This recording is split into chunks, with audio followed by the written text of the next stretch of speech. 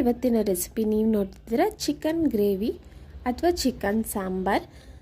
ಯಾವುದೇ ಮಸಾಲೆ ರುಬ್ಬದೆ ಕ್ವಿಕ್ಕಾಗಿ ಹೇಗೆ ಮಾಡೋದು ಅಂತ ನೋಡೋಣ. ಎಲ್ಲರಿಗೂ ಸವಿ ಕಿಚನ್ ಕನ್ನಡಗೆ ಸ್ವಾಗತ. ಇನ್ನೂ ಯಾರೆಲ್ಲ ಸಬ್ಸ್ಕ್ರೈಬ್ ಆಗಿಲ್ಲ ಪ್ಲೀಸ್ ಈಗಲೇ ಹೋಗಿ ಸಬ್ಸ್ಕ್ರೈಬ್ ಮಾಡಿ. ಮೊದಲಿಗೆ ಸ್ಟವ್ ಹಚ್ಚಿ ನಾನು ಕುಕ್ಕರ್ನ ಇಟ್ಕೊಂಡಿದ್ದೀನಿ. ಇಲ್ಲಿ 5 ರಿಂದ 6 ಸ್ಪೂನ್ ಆಗುವಷ್ಟು ಎಣ್ಣೆನ ಹಾಕೊಳ್ಳೋಣ. ಎಣ್ಣೆ ಸ್ವಲ್ಪ ಕಾದ ನಂತರ 1 ಸ್ಪೂನ್ ಆಗುವಷ್ಟು ಸೋಂಪು ಕಾಳು, 10 ಮೆಣಸಿನಕಾಳು ಹಾಗೆ 2 ಇಂಚು ಚಕ್ಕೆನ ಹಾಕೊಂಡಿದ್ದೀನಿ.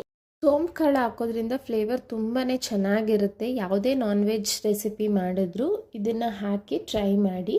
1/2 kg ಚಿಕನ್ಗೆ ನಾನು 3 ಮೀಡಿಯಮ್ ಸೈಜ್ ಈರುಳ್ಳಿನ ಕಟ್ ಮಾಡಿ ಸೇರಿಸ್ಕೊಂಡಿದ್ದೀನಿ. ಈರುಳ್ಳಿ ಹಾಕಿದಷ್ಟು ನಮಗೆ ಗ್ರೇವಿ ಜಾಸ್ತಿ ಆಗುತ್ತೆ. ನೋಡಿ, ಈರುಳ್ಳಿನ ಚೆನ್ನಾಗಿ ಫ್ರೈ ಮಾಡ್ಕೋಬೇಕಾಗುತ್ತೆ. ಈರುಳ್ಳಿ ಎಲ್ಲ ಟ್ರಾನ್ಸ್ಪರೆಂಟ್ ಆಗಬೇಕು ಕಂಪ್ಲೀಟಾಗಿ. ಅಷ್ಟು ಫ್ರೈ ಮಾಡಿಕೊಂಡ್ರೆ ಗ್ರೇವಿಲಿ ತುಂಬಾ ಒಳ್ಳೆ ಟೇಸ್ಟ್ ಕೊಡುತ್ತೆ. ನೋಡಿ, ಈರುಳ್ಳಿ ಎಲ್ಲ ಚೆನ್ನಾಗಿ ಫ್ರೈ ಆಗಿದೆ. ಈಗ ನಾನು ಫ್ರೆಶ್ ಆಗಿರೋವಂಥ ಬೆಳ್ಳುಳ್ಳಿ ಹಾಗೂ ಶುಂಠಿನ ಜಜ್ಜಿ ಪೇಸ್ಟ್ ಮಾಡಿ 1 ಸ್ಪೂನ್ ಆಗೋಷ್ಟು ಹಾಕೊಳ್ತಾ ಇದ್ದೀನಿ. ಇಲ್ಲ ಅಂದರೆ ನೀವು ಶುಂಠಿ ಬೆಳ್ಳುಳ್ಳಿ ಪೇಸ್ಟ್ ಅಂಗಡಿಯಿಂದ ತರೋದು ಬೇಕಾದರೂ ಯೂಸ್ ಮಾಡ್ಕೋಬೋದು. ಹಸಿ ಸ್ಮೆಲ್ ಹೋಗೋವರೆಗೂ 1-2 ನಿಮಿಷ ಚೆನ್ನಾಗಿ ಫ್ರೈ ಮಾಡ್ಕೊಳ್ಳೋಣ. ಈಗ ನಾನು ಅರ್ಧ kg ಚಿಕನ್ನ 1-2 ಸಲ ಚೆನ್ನಾಗಿ ವಾಶ್ ಮಾಡಿ ಇಟ್ಕೊಂಡಿದ್ದೆ. ಈಗ ಚಿಕನ್ನು ಸೇರಿಸ್ತಾ ಇದ್ದೀನಿ. 3 ರಿಂದ 4 ನಿಮಿಷ ಎಣ್ಣೆಲ್ಲೇ ಚೆನ್ನಾಗಿ ಫ್ರೈ ಮಾಡ್ಕೋಬೇಕು. ನಂತರ ಚಿಕನ್ಗೆ ಎಷ್ಟು ಬೇಕೋ ಅಷ್ಟು ಉಪ್ಪನ್ನು ಹಾಕೊಳ್ತಾ ಇದ್ದೀನಿ. ನೋಡಿ,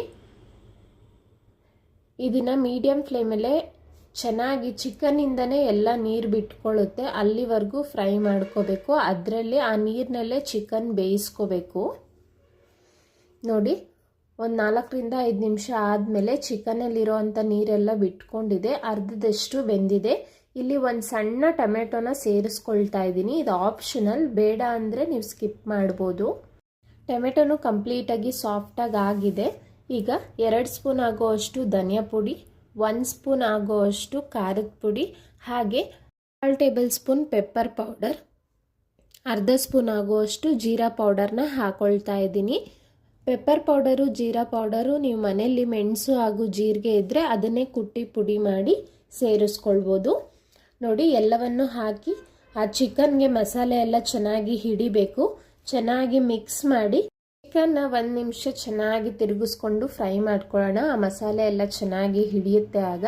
ಈಗ ಕನ್ಸಿಸ್ಟೆನ್ಸಿ ನೋಡಿಕೊಂಡು ಸಾಂಬಾರು ಅಥವಾ ಗ್ರೇವಿಗೆ ಎಷ್ಟು ನೀರು ಬೇಕೋ ಅಷ್ಟು ನೀರನ್ನ ಹಾಕ್ಕೊಂಡು ಸಾಂಬಾರೆಲ್ಲ ಕುದೀತಿರ್ಬೇಕಾದ್ರೆ ನಾನು ಕೊನೆಯದಾಗಿ ಇಲ್ಲಿ ಅರ್ಧ ಸ್ಪೂನ್ ಆಗೋವಷ್ಟು ಚಿಕನ್ ಮಸಾಲ ಹಾಕಿದ್ದೀನಿ. ಚಿಕನ್ ಮಸಾಲ ಇಲ್ಲ ಅನ್ನೋರು ಗರಂ ಮಸಾಲ ಹಾಕ್ಕೊಳ್ಬೋದು. ಅನಂತರ 3 ಹಸಿ ಮೆಣಸಿನಕಾಯಿ, ಇದು ಆಪ್ಷನಲ್. ಕೊನೆಯದಾಗಿ 2 ಸ್ಪೂನ್ ಆಗೋವಷ್ಟು ಗಟ್ಟಿ ಮೊಸರನ್ನ ತಗೊಂಡು ಹಾಕೊಳ್ತಾ ಇದ್ದೀನಿ. ಫ್ರೆಶ್ ಕ್ರೀಮ್ ಇದ್ದರೆ ನೀವು ಅದನ್ನು ಯೂಸ್ ಮಾಡ್ಬೋದು. ಈಗ ಎಲ್ಲವನ್ನು ಚೆನ್ನಾಗಿ ಮಿಕ್ಸ್ ಮಾಡಿ 1-2 ನಿಮಿಷ ಕುದೀತಿರ್ಬೇಕಾದ್ರೆ ಸ್ಟವ್ನ ಆಫ್ ಮಾಡಿ ಮುಚ್ಚಿಟ್ಬಿಡಿ. ನೋಡಿ, ನಮ್ಮ ಇವತ್ತಿನ ರೆಸಿಪಿ ತುಂಬಾ ಸಿಂಪಲ್ ಹಾಗೂ ಟೇಸ್ಟಿಯಾಗಿ ರೆಡಿಯಾಗಿದೆ. ಉಪ್ಪು ಖಾರ ಎಲ್ಲ ಪರ್ಫೆಕ್ಟ್ ಆಗಿತ್ತು. ಚಪಾತಿ, ಪೂರಿ ಅಥವಾ ರೈಸ್ ಜೊತೆನೂ ಈ ಗ್ರೇವಿ ತುಂಬಾ ಚೆನ್ನಾಗಿರುತ್ತೆ. ಗಾರ್ನಿಷಿಂಗ್ಗೆ ಸ್ವಲ್ಪ ಕೊತ್ತಂಬರಿ ಸೊಪ್ಪನ್ನ ಹಾಕಿದ್ದೀನಿ. ಚಿಕನ್ ಎಲ್ಲ ತುಂಬಾ ಸಾಫ್ಟಾಗಿ ಪರ್ಫೆಕ್ಟಾಗಿ ಬೆಂದಿತ್ತು. ನೀವು ದಿಢೀರಂತ ಈ ಚಿಕನ್ ರೆಸಿಪಿನ ಆರಾಮಾಗಿ ಮಾಡ್ಕೊಬಿಡ್ಬೋದು. ಒಂದು ಅರ್ಧ ಗಂಟೆನೂ ಬೇಕಾಗೋದಿಲ್ಲ. ತಪ್ಪದೆ ನೀವು ಸಹ ಟ್ರೈ ಮಾಡಿ ಹೇಗಿತ್ತು ಅಂತ ಕಮೆಂಟ್ ಮಾಡಿ. ನಮ್ಮ ಇವತ್ತಿನ ರೆಸಿಪಿ ನಿಮ್ಗೆ ಇಷ್ಟ ಆಯಿತು ಅಂದ್ಕೊಳ್ತೀನಿ. ಪ್ಲೀಸ್ ಲೈಕ್ ಮಾಡಿ, ಶೇರ್ ಮಾಡಿ. ಹಾಗೆ ಇನ್ನೂ ಯಾರೆಲ್ಲ ಸಬ್ಸ್ಕ್ರೈಬ್ ಆಗಿಲ್ಲ ಸಬ್ಸ್ಕ್ರೈಬ್ ಆಗೋದನ್ನು ಮರಿಬೇಡಿ. Thank you.